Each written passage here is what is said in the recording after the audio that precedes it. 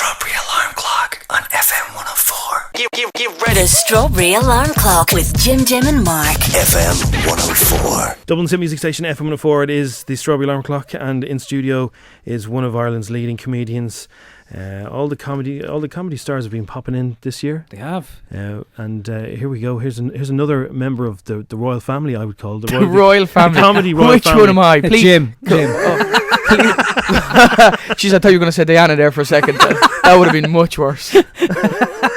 I don't know. I haven't worked that out too much. He had a short career. It ended in 1998. Still remember that day in 1998. It's a very, very sad day. No, actually, it wasn't. It was 1990. Was it not 7? It was 1997. I remember the day well because it was very, very sad because just after Diana was killed, Offaly lost to Mayo in the All-Ireland final the next day, and one of the worst games of football I've ever seen. 8 points to 5, I believe it was. I think that's what everybody else was crying about. Neil Delamere, how are you? I'm very well. How are you? I'm all right. Not too bad. Looking forward to Christmas? Yes, I am. Was that you? Was that a question? That was a statement. Because you kind of said it. It was both. You were like one of those young kids who... It wasn't a question. It was slightly affects an Australian accent. You know where they go up at the end. But you didn't quite commit to it, did you? You went, looking forward to Christmas. Looking forward to Christmas, mate? It was almost like getting into a lift and going, it's terrible weather. It was terrible. You basically you became an old woman there. I'll be honest, it wasn't a good start. It was a home. It's like I was in a home and you were wandering along like a visiting Taoiseach, and you just said, all you could think of was, looking forward to Christmas, are you? Did you get anything nice? Like, where there's originals or a pudding? Listen, at your age, I suppose anything is a blessing, isn't it? You might as well have just said, looking forward to Christmas. It'll be your last Christmas, won't it? Take each day as it comes. Take each day as it comes. Note to self, work on opening the question. Yes, I am actually, strangely. Oh, brilliant. Very looking forward to Christmas. Good stuff. Why? Because I get to do what every Irish man does. Somebody asked me this the other day. Somebody in England said, so will you be cooking for Christmas? And you're going, no, I'm an Irish man under 35. I'm going to go home to my mother, no matter what age she is, and stare at her and make her feel guilty. And she cooks at least 40 potatoes for 2 days. So yeah, I am looking forward to it. Excellent. Well, that's the seasonal part out of the way. Yeah. How have you been? I've been very, very well. I like the way it's a very functional aspect of this interview, isn't it? That is the seasonal aspect of the interview out of the way. Now we move on to question 2. How are you feeling? Do you feel good? And so, A, strongly agree. Have we just B, moved to Germany? Strongly disagree. Yes, because it's efficient. It's a German style. Wait till we get to question 3, which is about the TV show. I was going to say, wait till it gets to the summer. No, he did Granny for first question, German for second question. Third question is going to be German Granny, which is just, where were you between 1939 and 1945? Ich heiße Jim. Wie komme ich am besten zum Bahnhof? That's all the German I know, which means, what is the best way to the station? Oh yeah, the Bahnhof. Yeah, I spent a summer in Germany, and I don't remember much. I got so good at German that I could understand a drunk German man, but I couldn't speak German, but I could understand German it. beer, you know. I rescued my friend in Germany from getting battered, but after I stopped laughing, to be perfectly honest with you, there's a reflexive. This is all I can remember from German. There's a reflexive verb. I think it's shower. You know, you have if you want to shower, you say ich möchte mich duschen. I want to shower myself. And he said to the girl, I thought it was some lad from Mick you want to have a shower with. Yeah, well, listen. It's an Irish shower. It's Mick's a a clever man. He's learned many languages.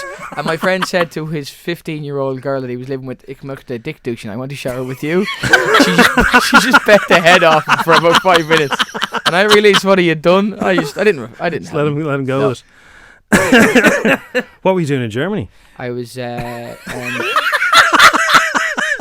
actually melting down Nazi gold.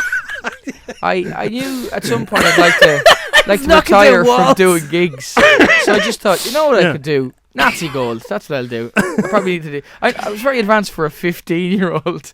We were on a school tour. We're on a school exchange. To Cologne, was it? It wasn't to Cologne, it was to Hamburg. But right. funny enough, we flew into Hamburg, but then we all left on motorbikes via the Swiss border. We all had to jump a barbed wire fence. Right, that's tough to do. It is tough enough. If Steve McQueen can't do it. I know, yeah. I was only 15. It wasn't even my bike. Hamburg and German motorbikes drive in the left-hand side. They don't tell you that when you're in school. They don't. Hamburg has the biggest red light district in Europe. Yes, it does. It's the same size as O'Connell Street. The Reeperbahn. Yeah. Massive. The Easons on the Reeperbahn sells loads. Everybody meets each other under Cleary's cock. It's some spire, isn't it? It is. The only thing is it tapers to a point. That's probably a bad thing. Yeah, the Reaper Band. It's where the Beatles used to went when That's before right. they became massive. Yeah. You know. There you are. It's I good. wasn't there. It's a good laugh, Hamburg. Would you go back, Jim? Would you? I would. I'd like to go back. In a The working, ladies are- in a working capacity. Well, no. I worked in the pickle factory, Really? so it meant I stank like a Is- gherkin all You the time. couldn't make this that up. that actually does sound like Peter Stringfellow's new club. Welcome to the pickle factory. Wipe your hands on the napkins at the door. When did you go there? Why? When? Well, that was in the early 90s. All right. I Okay, was fair working for a summer. It's good money. Anyway, back to you. enough. Yes. The TV. Can I just say this is one of the strangest interviews, and Good. yet Well, that's a most compliment. enjoyable. Most people come away with that feeling. Yes. Which Irish person this year has given you your most material? Is it Brian Cowan or someone else? Oh, probably Brian Cowan, Brian Lennon, I would say. Yeah. The whole the drink thing during the summer, I suppose that was.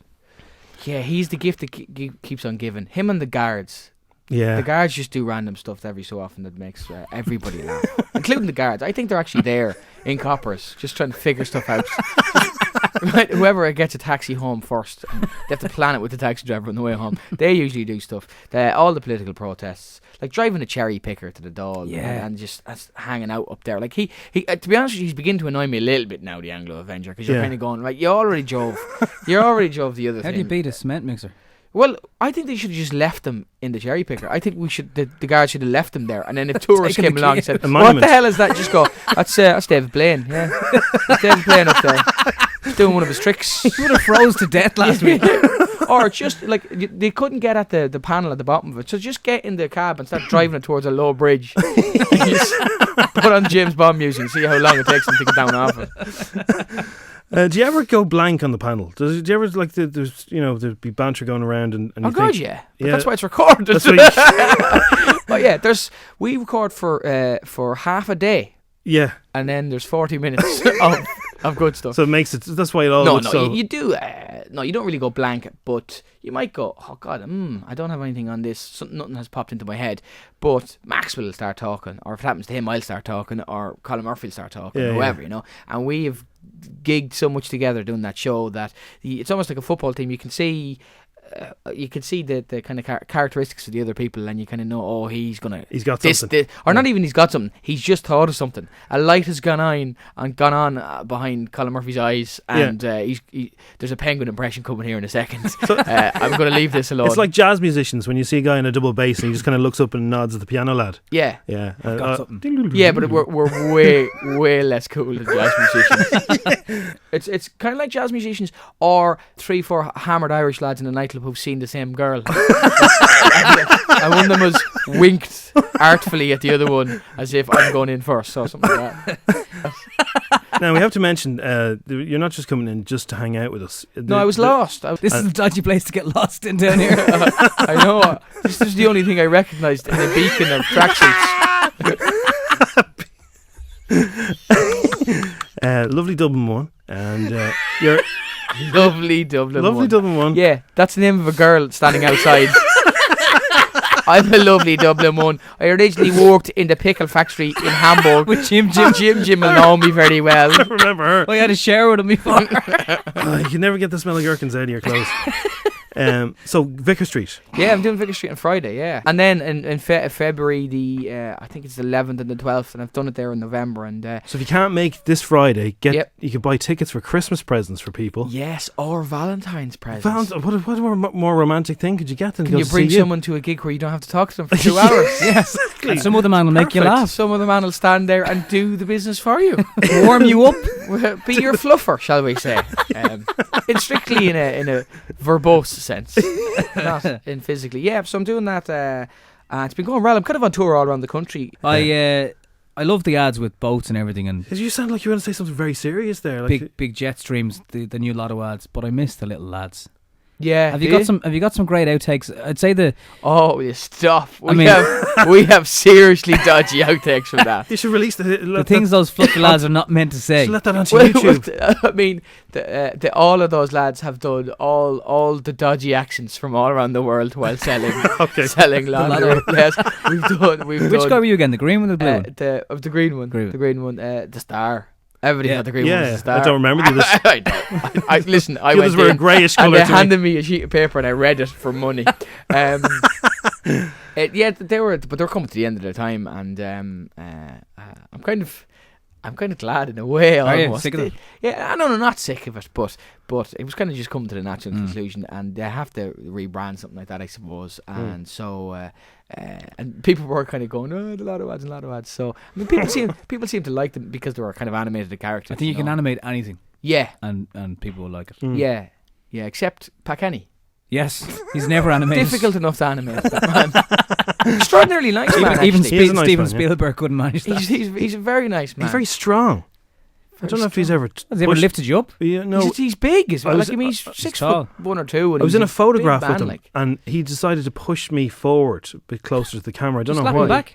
No, it's some kind of technique so he'd look good. You know, if you push guys in Jim, get down there. if you in digital photographs, Yeah. if you're further away from the camera, you look better than the people who are closer. He knows this. He was in Raheny at the time, and Jim went there. Yeah, but he was done, and he just pushed me. And he's strong. Did For you not whatever say he's what do you do? 65 or something. He's is he? 60, yeah. 65. I don't know.